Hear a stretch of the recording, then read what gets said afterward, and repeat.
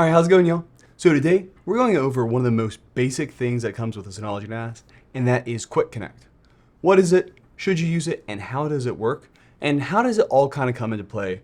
And this is for a pretty layman's perspective on the basics of what Quick Connect is. This video is just going to go over the simplicity of, hey, this is when you should use it, this is why it works, and just kind of even how to bookmark a Quick Connect connection, because people may have found it can get a little weird to actually bookmark. And if you like these tutorials, like and subscribe. We're trying to hit 100,000 subscribers, and so do all those lovely things. And Quick Connect is actually one of those settings that your NAS actually asks you about before you do anything. So before you've even logged into DSM for the very first time, back when you're in that very initial setup phase, it actually sets you up a Quick Connect ID if you just essentially follow everything it's recommending you do. And it doesn't really explain what it is too much. And so it is a very core part of this feature. And in all honesty, it solves a lot of problems, especially making this whole NAS experience so much easier. But there are some security implications to it, as well as some performance implications. And so we're going to go over all that in this video. But first, I'd like to take a quick break to thank the sponsor of today's video, DeleteMe. Did you know that your personal data is sold online by data brokers? You have the right to stay private and protect your personal data. Data brokers are corporations that collect a huge amount of personal information, like phone numbers, addresses, and even your relatives, from a variety of sources, like government public records and social media.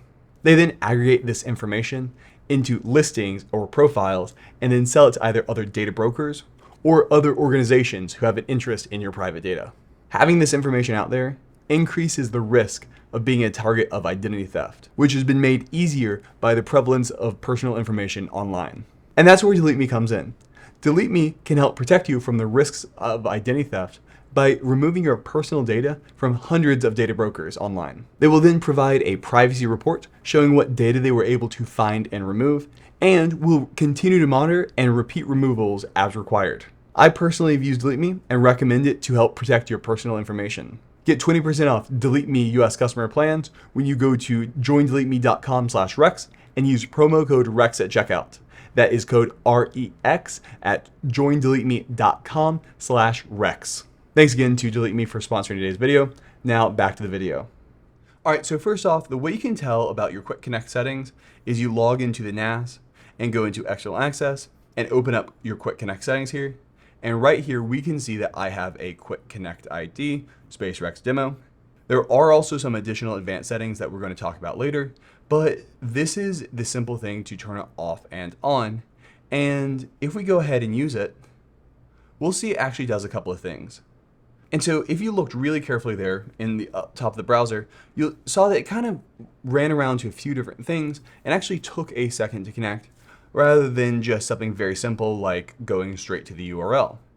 That's because Quick Connect is essentially trying to figure out the fastest possible connection it can to your NAS. So right now, this is my demo box right here, and as you might guess, we are currently on the same network.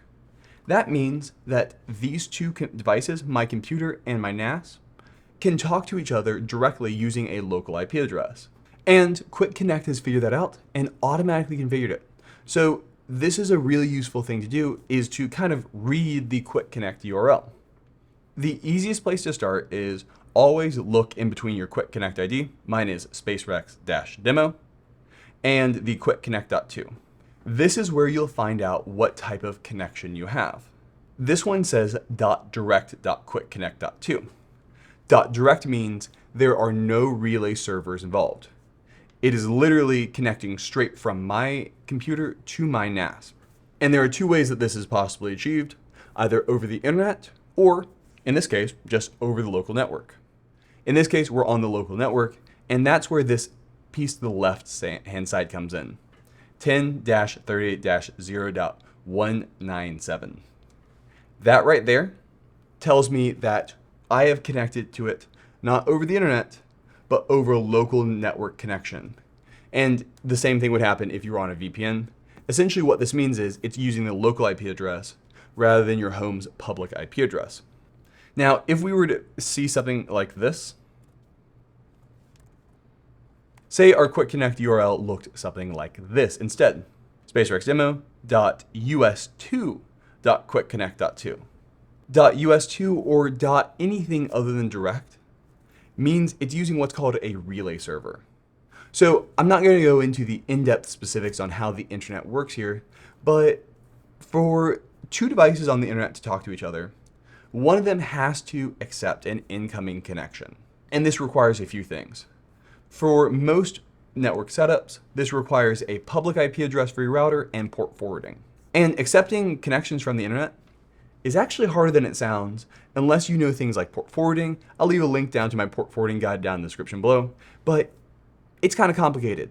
So if Quick Connect determines that it cannot get a direct connection, it will fall back to what's called a relay server. A relay server is exactly what it sounds like. It is relaying the data from your computer to the NAS because your computer cannot talk to the NAS directly due to some network configuration. And by default, routers do not allow direct connections for a myriad of reasons, the number one being security. People who don't know what they're doing opening up things to the internet could cause a lot of vulnerabilities. So instead, routers do not allow incoming connections unless they've essentially been authorized using something like port forwarding.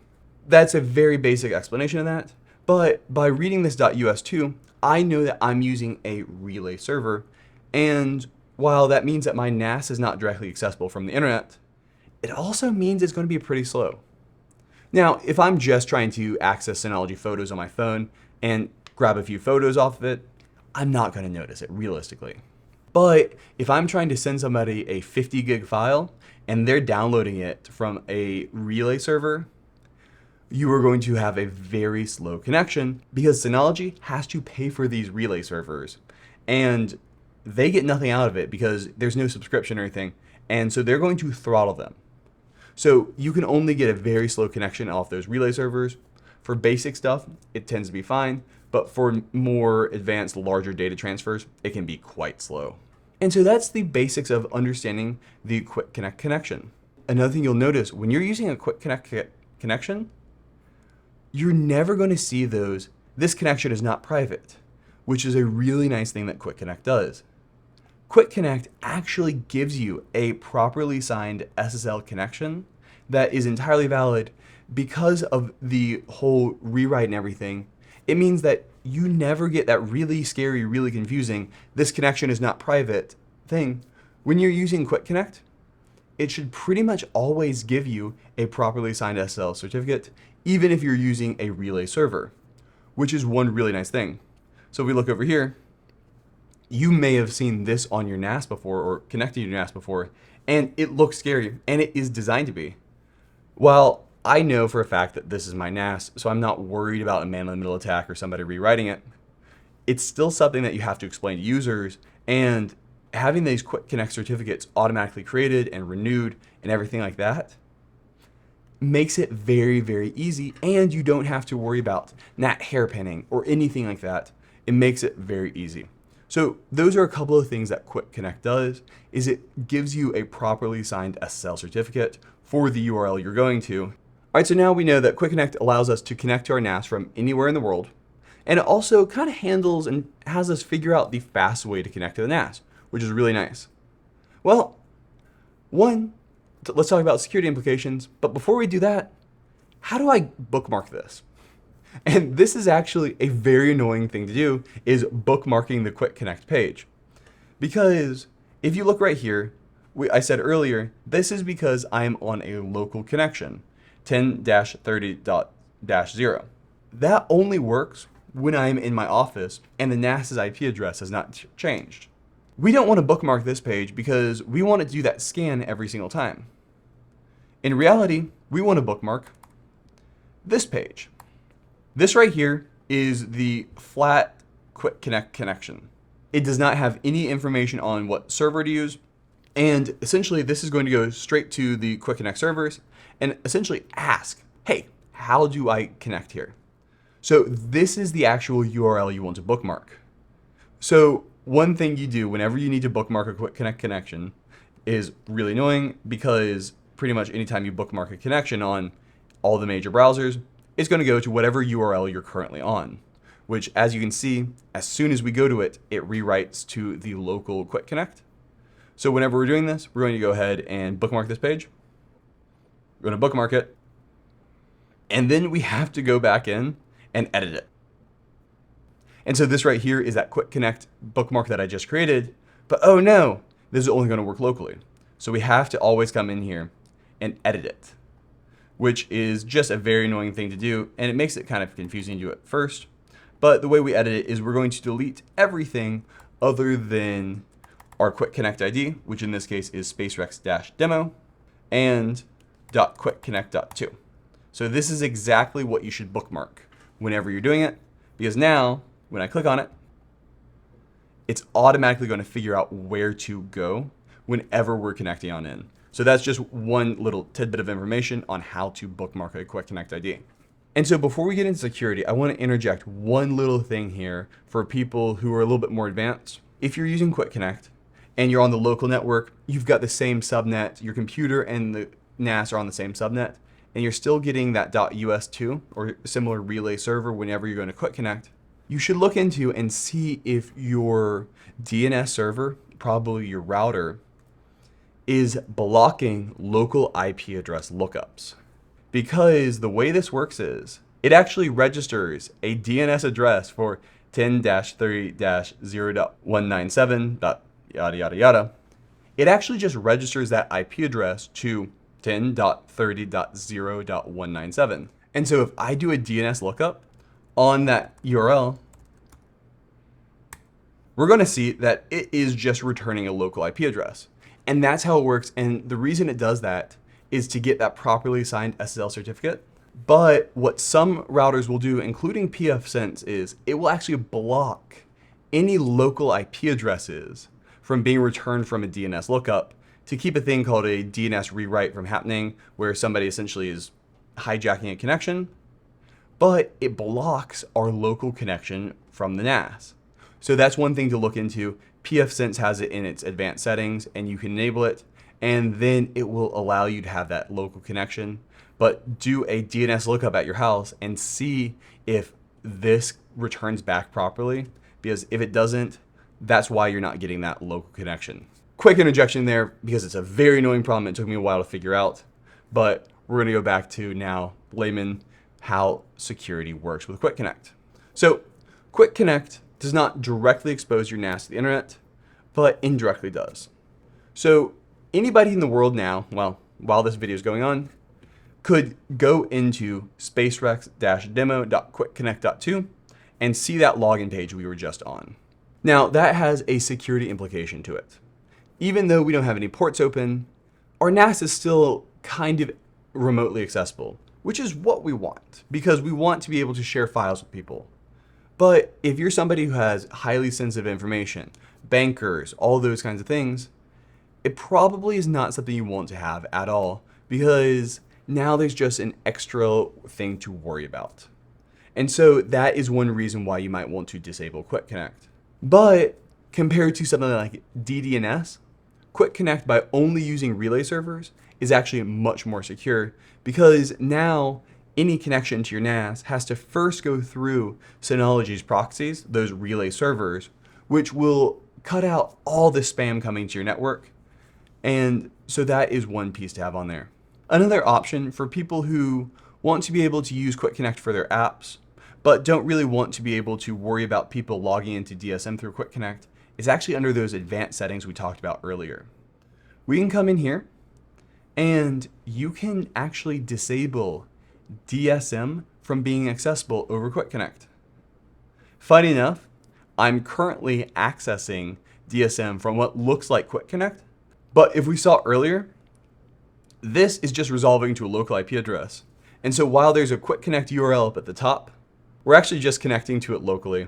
Really confusing, but that is essentially where you can have the best of both worlds, because now you can still use your apps and Synology Drive and even file sharing, but DSM is not open with Quick Connect.